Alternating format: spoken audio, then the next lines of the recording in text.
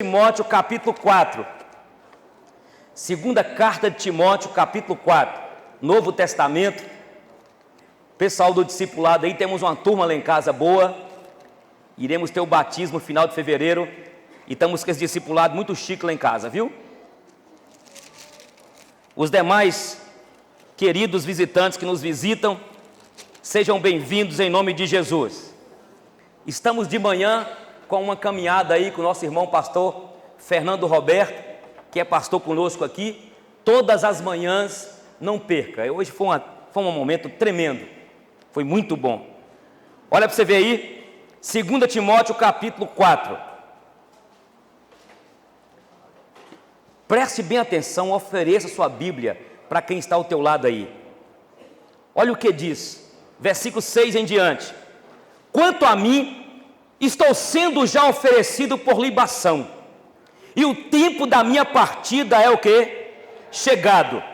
Combati o bom combate, completei a carreira, guardei a fé. E já agora a coroa da justiça me está guardada, a qual o Senhor, reto juiz, me dará naquele dia. E não somente a mim, mas também a todos quantos amam a sua vinda. Procura vir ter comigo depressa, porque Demas, tendo amado o presente século, me abandonou e se foi para Tessalônica. Crescente foi para a Galácia, Tito para a Dalmácia. Somente Lucas está comigo. Toma contigo Marcos e traze-o, pois ele é muito útil para o ministério. Quanto a Tíquico, mandei-o para Éfeso. Quando vieres, traz a capa que deixei em Troade, em casa de Carpo, bem como os livros, especialmente os pergaminhos. Olha, Alexandre, o latoeiro, causou-me muitos males, e o Senhor certamente lhe dará a paga segundo as suas obras. Tu, porém, guarda-te dele, cuidado, porque ele me resistiu fortemente às palavras que eu declarei a ele em nome do Senhor. Agora, na minha primeira defesa, ninguém foi ao meu favor, antes todos me abandonaram, e que isso não lhe seja posto em conta. Mas o Senhor me assistiu e me revestiu de forças, para que por meu intermédio a pregação fosse plenamente cumprida, e todos os gentios a ouvissem, e fui libertado da boca do leão. Todos juntos? O Senhor me livrará de toda a obra, o quê?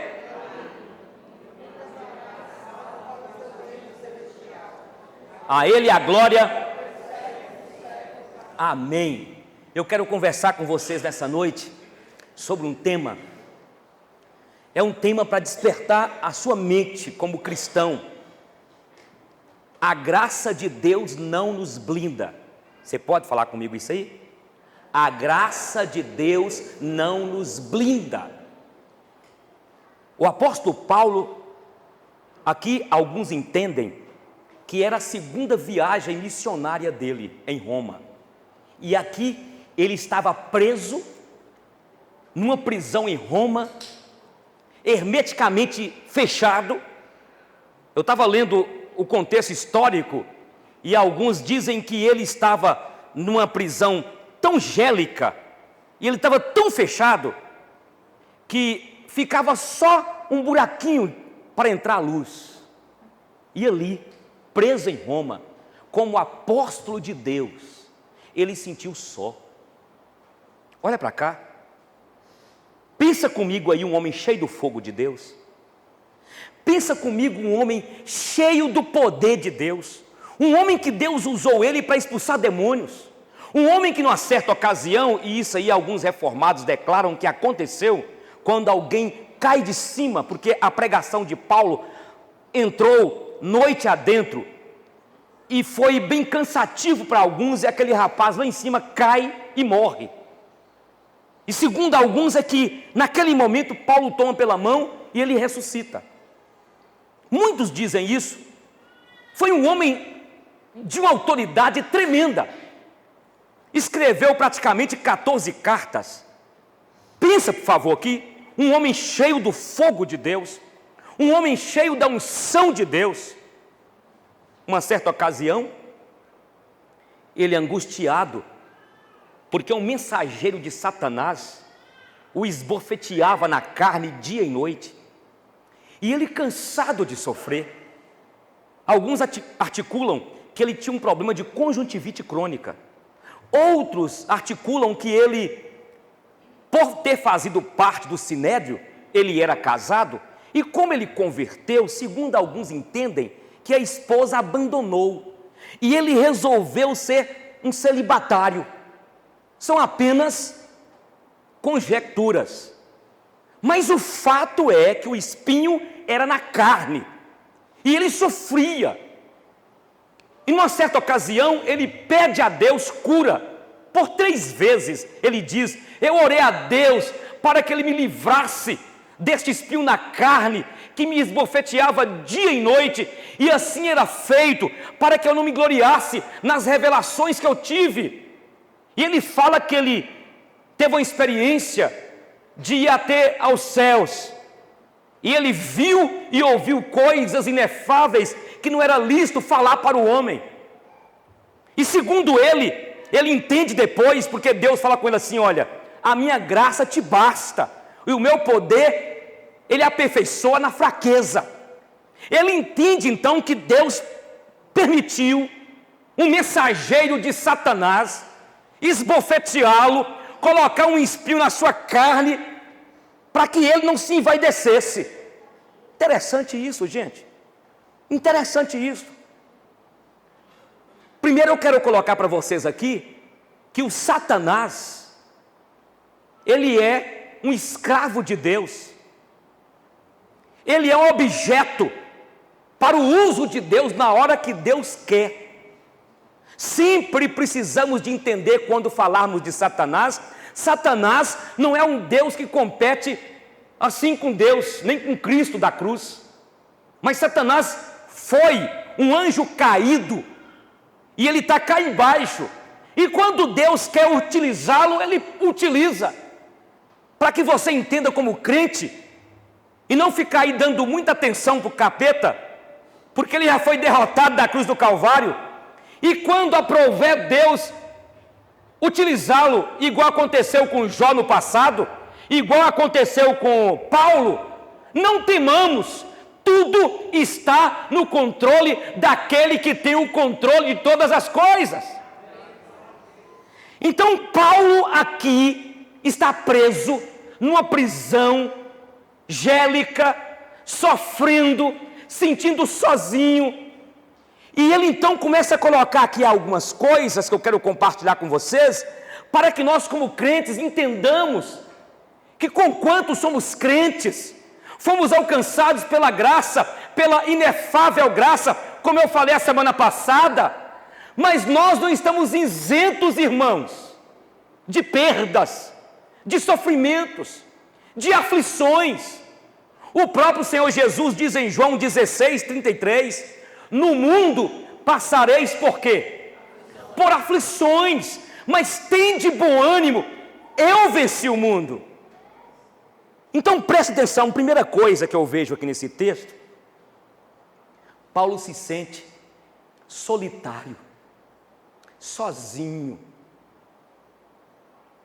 A graça de Deus, ser de Jesus, não nos impede da necessidade de ter amigos, gente. Nós precisamos de amigos.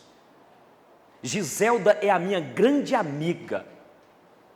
Sua esposa é sua amiga, seu marido é seu amigo.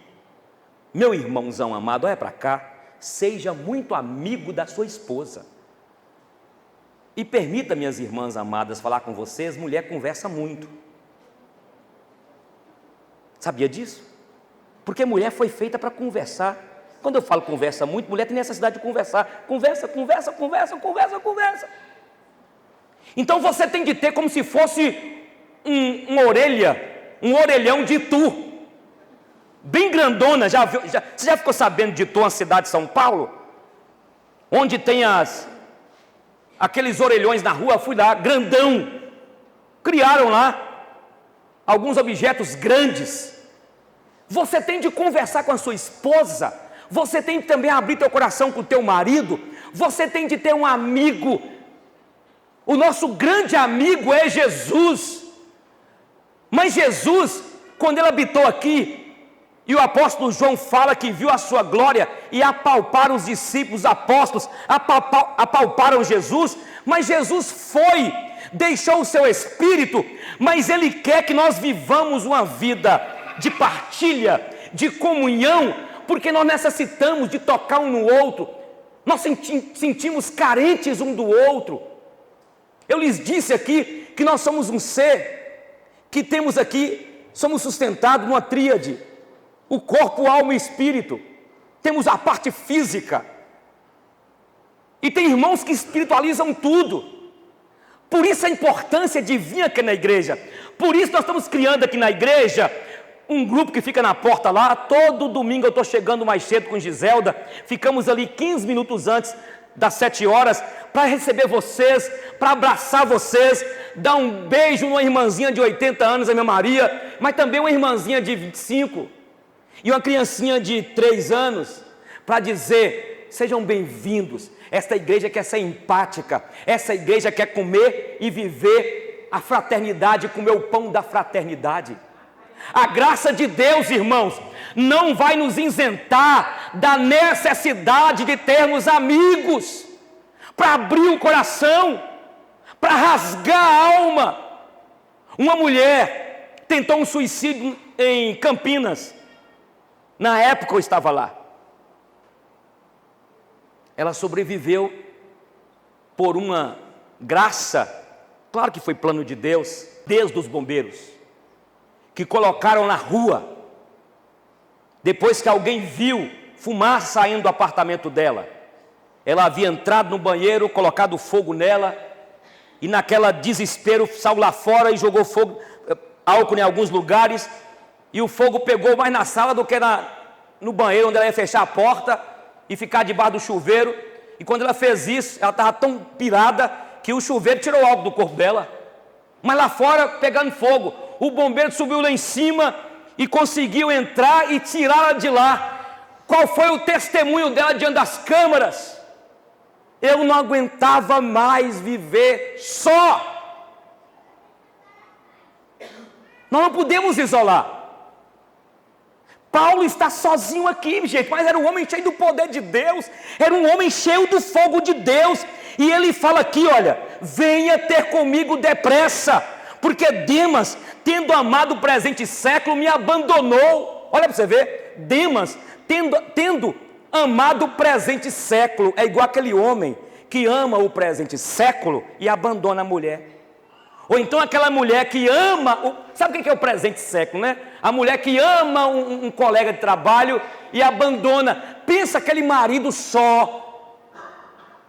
Nós não fomos feitos pelo Criador para perder, para sofrer. A Bíblia diz em Gênesis, e o texto não está falando de casamento, também casamento, mas o texto não é prioritário o casamento, quando fala assim, não é bom que o homem esteja o quê? O texto não está falando do casamento, também do casamento. O que Deus está falando é que eu e você fomos feitos seres sociáveis, para estarmos juntos. Você está aqui nessa noite, quero te convidar para que você faça parte deste grupo aqui.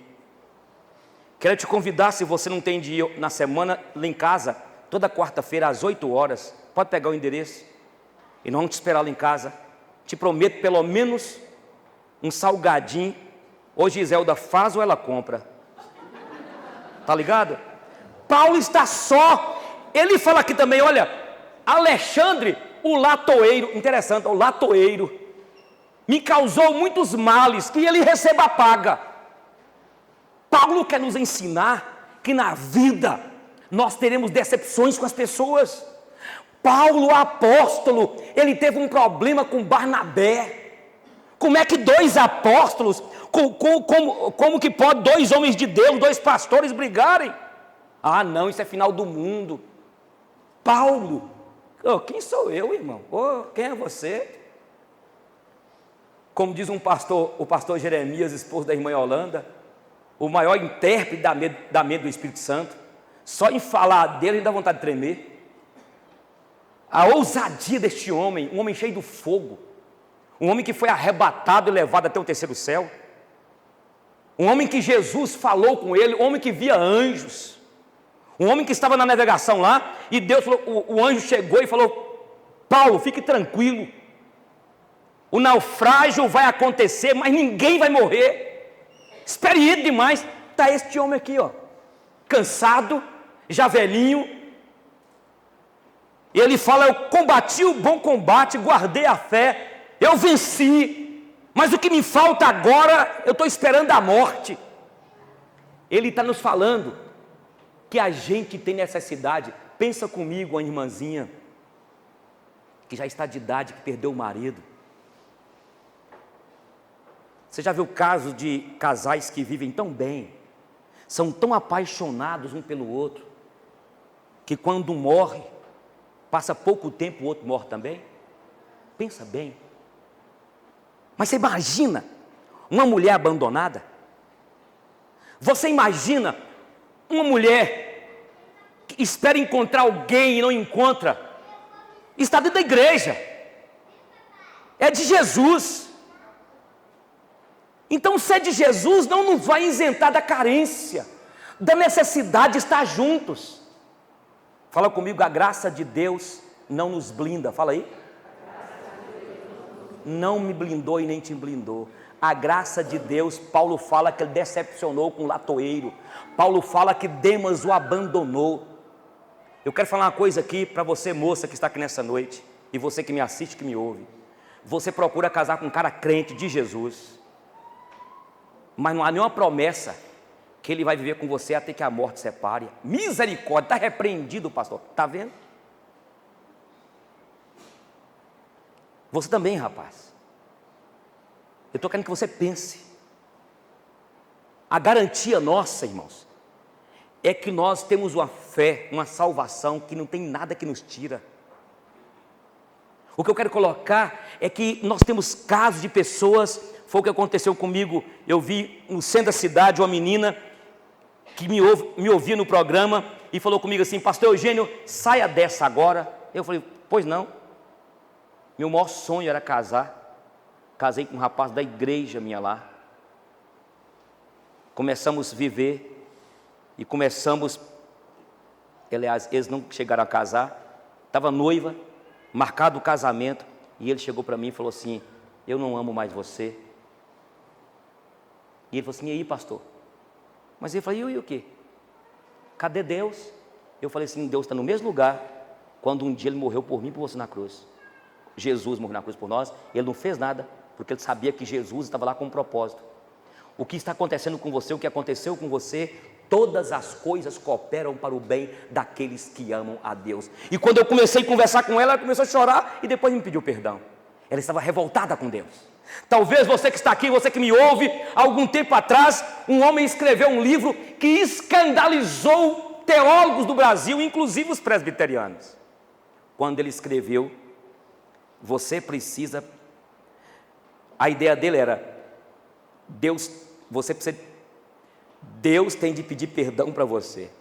A ideia mais ou menos é assim. Ó a loucura. Deus pedir perdão para mim. Mas a ideia do livro era para espantar mesmo.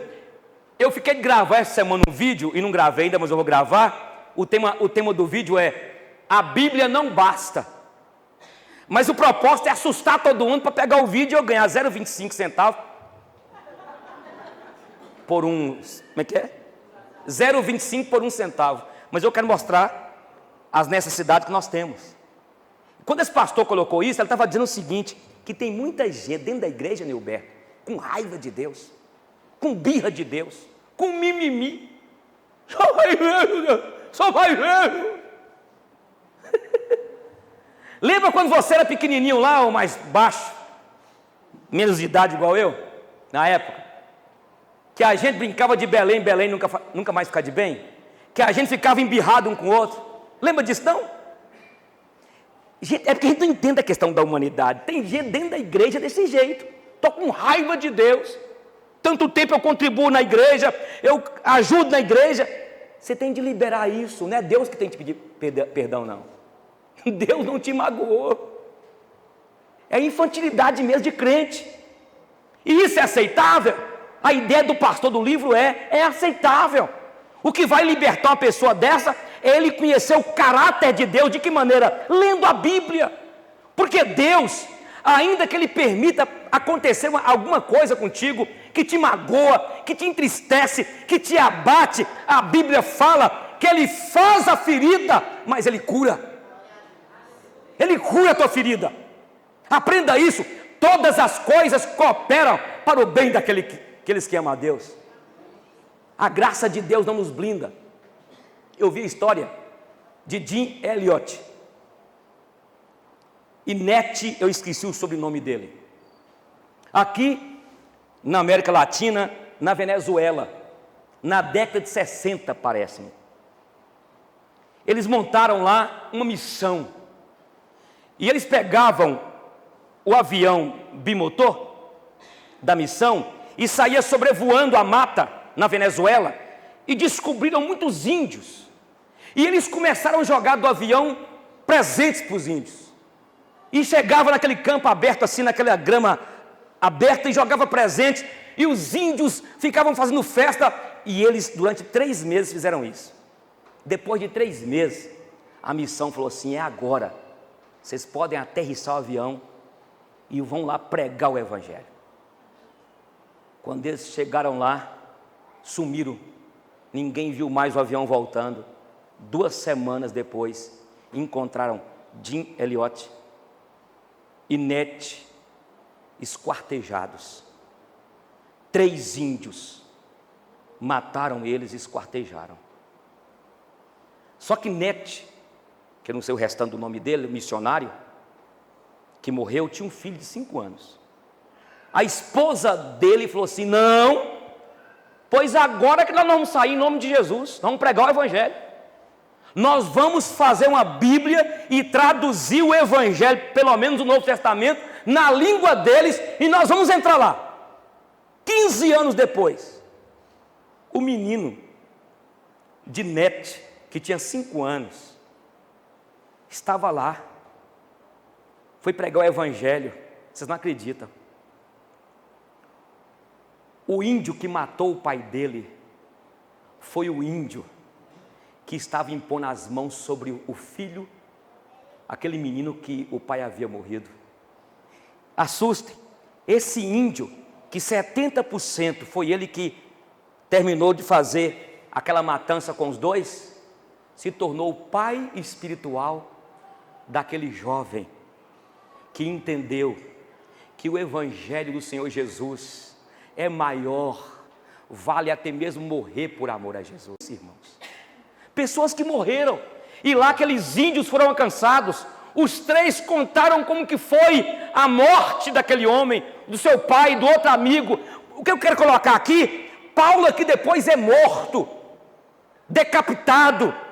Ele mesmo fala: eu estou já preparando para a libação, eu serei morto. Irmãos, a graça de Deus não nos blinda, não nos isenta de sofrermos, não nos isenta de sermos traídos, não nos isenta de sermos perseguidos. A graça de Deus, irmãos, não nos isenta, igual aconteceu com Ronã, que chegando lá pegou a febre amarela, aquele bazar que está lá fora, compra alguma coisa, porque o dinheiro que vai receber lá é para nós mandarmos lá para Moçambique, para ajudar aquele casal que está lá. Eu não tenho dom para ir lá, mas você tem, contribuindo, orando, prega o Evangelho da graça. Homens e mulheres tombaram em nome de Jesus, acobertados por esta graça que não os blindou, mas deu-lhes a garantia de que se eu e você e eles tombassem aqui, eles entrariam no portal da glória celestial.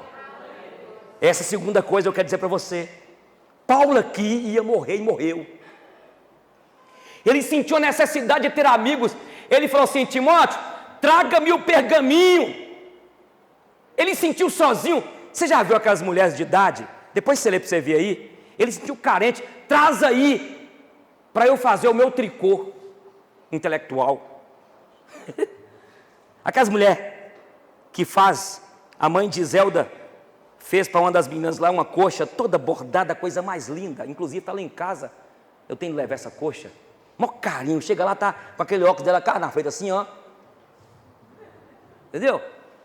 Paulo era intelectual. Qual é o trabalho do intelectual quando está parado? É escrever alguma coisa, é ver as anotações. Mas apesar de velhinho, ele estava ali dando frutos, escrevendo, querendo ver os apontamentos, as anotações. E a terceira coisa, a primeira eu falei que é necessidade de ter amigos. A segunda coisa, eu falei com vocês que a graça de Deus não nos blinda ao ponto de nós não sofrermos decepções. Escuta, olha para cá. Talvez a primeira pessoa que você vai decepcionar vai ser eu, minha esposa. Talvez o presbítero que vai ser eleito aqui hoje. Mas olha para frente, olhe para Jesus, olhe para o Senhor. E é isso que é maravilhoso na igreja. Porque um ajuda o outro e fala assim: vamos, levanta, eu estou contigo, esforça-te, seja forte, eu te ergo para a glória do Senhor. Terceiro lugar, agora é terceiro lugar, a graça de Deus não nos blinda. Vamos lá? A graça de Deus não, você pode ler na tua casa aí o que estou expondo o texto, mas em terceiro lugar, a graça de Deus não nos isenta de passarmos por necessidades materiais. E é tão difícil o povo de Deus, nós íamos fazer um curso aqui, grátis, como administrar suas finanças. Só 6 escreveram. Eu falei com o pessoal, vamos cancelar, esse povo não quer nada não. Você trabalha aí, meu amigo, você tem que guardar. Você tira o dízimo por mês e guarda pelo menos 10%. Você vai conseguir comprar um carro bom, ampliar a tua casa. Porque quando as vacas magras vierem, você tem alguma coisa. Minha mãe sempre falava assim com a gente, é época de vaca. Lá em casa, quando era política, minha mãe era tabeliã, e lá Geraldo Santana, o PDS, ou na época era MDB, não sei, mandava fazer os registros e casamento. Minha mãe pocava para a roça fazendo casamento. Aí ela falava assim: meu filho, pessoal, é época das vacas gordas. E quando acabava a política, ela falava: a vaca está magra. Terceiro lugar, Paulo está aqui precisando mesmo, está carente, passando dificuldade. Tem um versículo que a gente cita de uma maneira muito poética: eu fui jovem e hoje sou velho, eu nunca vi um justo que e nem a sua descendência mendigar o pão, mas eu já vi. Você já viu? Eu já vi crente passando nessa cidade, eu já vi pastor passando nessa cidade. Como que fica o versículo? É o problema dos crentes, que não pega o texto e tira o texto do contexto, dá pretexto. Davi está dizendo, minha experiência. Davi é Davi. Os crentes da Judéia, presta atenção, os crentes da Judéia estavam passando fome, estavam vivendo na miséria. Tito, o general Tito de Roma, cumpriu-se a palavra de Jesus em Mateus, que haveria de vir a destruição sobre Jerusalém, e Tito entrou na Judéia, despotizou a Judéia, arrebentou com o povo, os crentes estavam lá. Aí, os crentes da Macedônia, em 1 Coríntios capítulo 9, diz que os crentes da Macedônia, que eram pobres, resolveram se fazer mais pobres, para pegar mantimento, para levar para os crentes da Judéia, que estavam passando fome. A graça de Deus não nos isenta, meus irmãos, de passar necessidade. Muitas vezes é falta de administração da sua casa, mas muitas vezes não, é crise mesmo, e precisamos de ajudar um ao outro, sim. Eu e você podemos ter necessidades materiais, e quantas vezes nós temos aqui na igreja a junta diaconal, um irmão precisando de ajuda, um irmão está passando necessidade porque teve um problema sério, é crente, é da igreja, é membro da igreja, e é preciso a gente chegar e não é falar, estou orando por você, não, vamos ajudar o irmão. A graça de Deus não nos blinda, A graça de Deus não nos impede de quebrar, de falir. Eu estava lendo sobre as empresas que quebraram no Brasil. Na região de Santa Catarina, toda semana fecha empresas. Aqui em Montes Claros, se você for no centro, eu me lembro uma vez que nós queríamos tirar a igreja daqui e mudar para algum lugar, tem tempo, já tem uns 7 anos, eu fui ver um ponto ali embaixo, eles cobraram 15 mil, tem uns 7 anos, sabe quanto que eles cobraram agora para alugar para a igreja batista? 5 mil e deram 6 meses de carência. Sabe aquele lote que você estava tirando ontem, 300 mil, você pode pedir 120, meu amigo, e você não encontra comprador, não encontra. Quer comprar minha casa? Ela vale, se for no preço de antigamente, ela vale 600 mil, se você der 350 mil, Iselda quer, pode pegar, está lá, 2 pavimentos, e vale, lá vale, mas o ano passado era 600 mil, está 350, quer comprar? Está indo embora, pastor? Não, moço, é que nós compramos um apartamento e vai nos entregar, eu quero quitar ele. Quer ficar com a casa lá? Com a casa lá? É, meu irmão. Pastor Eugênio, eu estou vendendo um Corolla. Já paguei 30 mil no Corolla. Meu irmão, se você está quebrado, passa esse Corolla e não recebe nada, fica livre dele, filho. Porque ninguém está comprando nada. Nada. Encontrei um cara formado em direito. Sabe o que ele está fazendo? Ele resolveu vender cachorro quente. E está bem quente o cachorro quente dele. Você está pensando o quê, meu irmão? Você ajoelha aí, faz igual meu pai antigamente, quando queria bater na gente, colocava a gente sobre pedrinha, ou então milho. Se você está ganhando um salário um pouquinho, meu irmão, dá glória a Deus. Vai para o terreiro da sua casa, fica lá, estrelas, glória a Deus. Está difícil, irmão. Misericórdia mesmo. Eu quero começar a terminar. A graça de Deus não nos blinda. Crente fica desempregado. Crente pega gripe, viu? Crente pega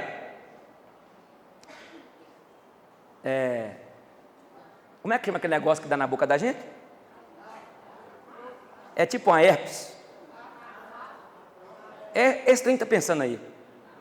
Eu mais hoje, acho que uma aranha tentou me beijar essa noite, viu, Giselda? Estou com um negocinho aqui assim. Crente, meu irmão, olha bem aqui.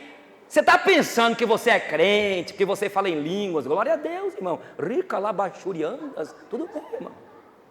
Ih, que bacana, hein? Você está pensando que você é melhor que seu patrão que fala palavrão? Meu irmão.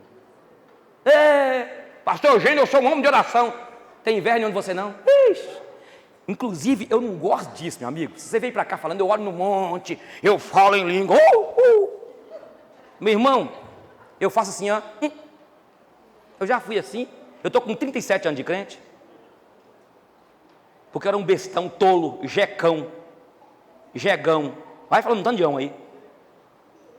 Tem que ir pela Bíblia, meu irmão. Crente adoece, crente pega lubriga solitária. Meu irmãozinho, olha para cá. Eu trabalhei 15 anos com farmácia. Se Deus tirasse um dia meu pastorado, não vai acontecer. Alguém perguntou o que isso queria ser. Eu ia montar uma farmácia. Eu sou bom para indicar remédio. Se você chegar lá com dor de cabeça, eu te vendo 50 remédios e ganho um dia do seu todo. Quando sua criancinha tiver com manchinha assim branquinha, o povo fala que é pano. Não é pano, não, é lubriga, meu irmão. É ascaris lubrigoides. Tá ligado? Crente pega lubriga, meu irmão. Crente pega bir de porco, meu irmão. Crente, meu irmão, olha, irmãzinha. Eu quero falar isso aqui agora.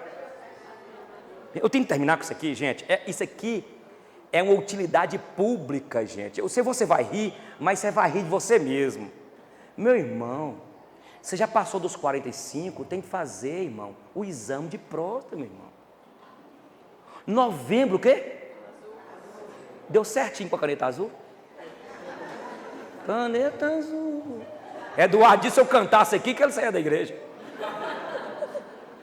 Irmão, eu tenho que falar isso aqui, isso é utilidade pública. Só fez, pastor? Já fiz uma, vou fazer pela segunda vez. E tem que fazer os dois, irmão. É no sangue e no toque. Sua mulher vai lá, meu irmão, coloca o seio, pega no YouTube como é que é o exame que a mulher faz, coitadinha. Fica 3 dias com o seio doendo, coloca naquela plataforma lá assim, meu irmão, ó, e o cara vem com a mulher, meu irmão, tem dor. Você está tímido, meu irmão, é porque você fica rindo, você fica tímido por causa de você mesmo, depois você morrer, você vai ver. Meu irmão, próstata, está dando câncer demais, e diz que em 10 homens, 7 vai ter próstata, vai ter câncer de próstata. De próstata. Valeu aqui mesmo. Vai ter, então é utilidade pública, tá? Faça o exame. Pastor Eugênio, não, eu sou cheio do fogo, glória a Deus. É aí que ela pega bonito. É normal, a medicina está aí avançada. Ouça lá o Valéria. Eu gosto daquele cara, viu? E tem gente crente que tem raiva dele, que ele é ateu. Meu irmão, Deus usa o ateu, meu irmão, o cético. A graça de Deus não nos blinda. E outra coisa, aqui tem um cirurgião, crente, cheio do fogo, fala até em línguas.